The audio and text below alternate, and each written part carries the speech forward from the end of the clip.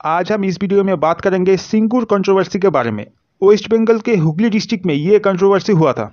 2006 में टाटा का चेयरमैन रतन टाटा ने यहाँ पे अराउंड 1000 एकड़, अगर किलोमीटर पे देखे तो अराउंड 4 स्क्वायर किलोमीटर एरिया में नैनो का कारखाना बनाना चाहता था। और यहाँ से कंट्रोवर्सी स्टार्ट हुआ। आखिर इस इंसिडेंट में ऐसा क्या हुआ था कि 34 साल से रूल करने वाला गवर्नमेंट वाज टर्मिनेटेड।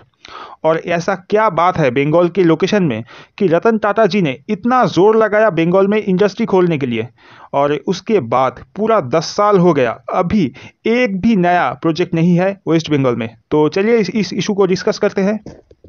एक्चुअली शायद इस तरह की वीडियो को यूट्यूब ज़्यादा प्रमोट नहीं करेगा, तो नीचे जाओ, वीडियो को शेयर करो। इसके बारे में सबको पता होना चाहिए, खास करके न्यू जनरेशन को। और चैनल को सब्सक्राइब करना, लाइक करना, कमेंट करना, ये सब भूलना मत।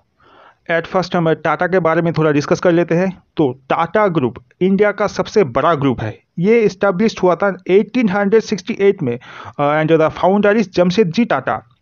झारखंड में एक जगह है जमशेदपुर, इस जगह का नाम जमशेदजी टाटा के नाम पे ही रखा गया क्योंकि यहाँ पे टाटा का बहुत सारे प्लांट है। रतन टाटा ने टाटा इंडस्ट्री को ज्वाइन किया था 1961 में under the chairman GRD Tata. Actually उसका पूरा नाम है जहांगीर रतन जी दादाभाई टाटा। रतन जी ने यूएसए के कॉर्नेल यूनिवर्सिटी से इंजीनियरिंग में ग्रेजुएशन की। उसके बाद अमेरिका के आईबीएम कंपनी में कुछ दिन जॉब भी की थी।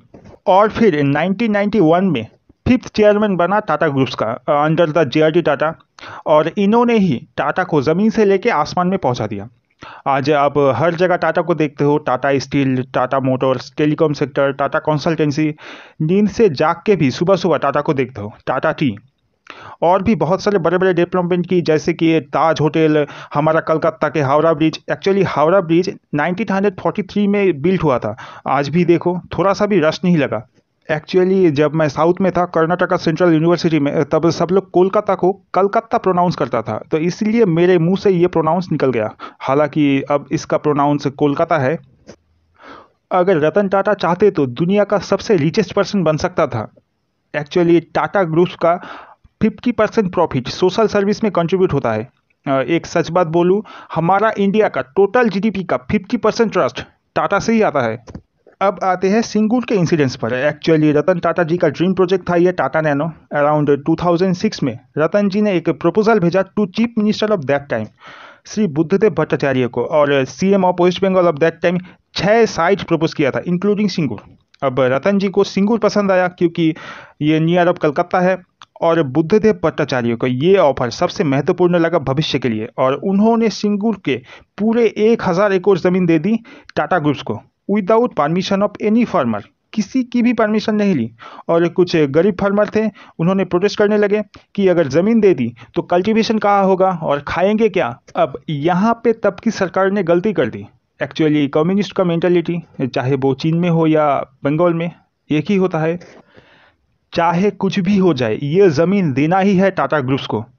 किसी को कुछ समझाने की ज़रूरत नहीं समझा। मैसिव स्केल में गोलियां चलने लगी, लड़कियों के ऊपर हमला चलाए, बहुत सारे फार्मर को मार डाला।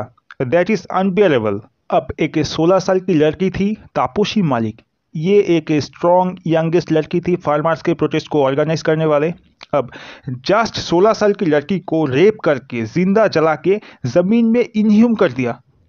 ये तस्वीर है, हियर द गर्ल वाज इनह्यूम्ड। क्योंकि इस लड़की ने तब की करप्टेड पुलिस के माफिया राज के अगेंस्ट खड़े थे, और सीपीएम प्रोपेगेंडा ने ये मैसिव डिसइंफॉर्मेशन फैलाई कि इस लड़की ने सुसाइड अटेम्प्ट कर लिया। ये घटना घटी दिसंबर 18, 2006 को। और इस जगह से तब की ऑपोजिशन लीडर ममता बनर्जी ने इस इंसिडेंट्स को लीड किया, और कुछ एनवायरमेंटल एक्टिविटी का सपोर्ट भी मिला, जैसे कि अरुंधति रॉय, मेहा पाटेकर, अनुराधा तलवार, जिन्होंने ये कहा कि ये प्रोजेक्ट कलकत्ता के एनवायरमेंट के लिए हार्मफुल होगा। और कुछ इंटेलेक्चुअल भी आए, जैसे कि अपर्णा सेन, सोनाली मित्र, कौशिक सेन, और भी बहुत सारे लेफ्टिस्ट भी ममता बनर्जी को सपोर्ट किया। और फिर ममता बनर्जी ने 25 दिन का हंगर स्ट्राइक किया। फाइनली 7 अक्टूबर 2008 में रतन जी ने अनाउंस किया कि Tata Nano pull out from Singur and shifted to Sanand in Gujarat. अब जाते जाते रतन जी ने एक बात बोल के गया कि जब मैं यहाँ पे नहीं रह सका तो मुझे नहीं लगता है कि कोई और इंडस्ट्री बंगाल में इन्वेस्ट करेगा। अब इसका इम्पैक्ट आप देख सकते हो कि पिछले 10 साल से बस मीटिंग्स पे मीटिंग्स ही हो रहा है, पर कोई और इंडस्ट्री बंगाल में इन्वेस्ट नहीं कर रहा है।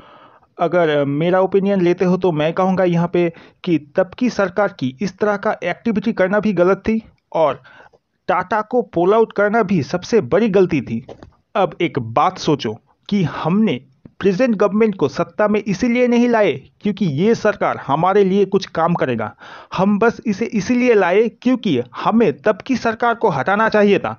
एक्चुअली हमारे पास दो ही ऑप्शन था, पहले वाले को हम सही नहीं कर सकते और दूसरे वाले के बारे में हमें कुछ नहीं पता है। अब टाटा को बंगाल में इतना इंटरेस्ट क्यों था? क्यों टाटा ने अपना ड्रीम प्रोजेक्ट बंगाल में ही शिफ्ट करना चाहता था? देखिए, इसका सिंपल आंसर है जियोपॉलिटिकल लोकेशन।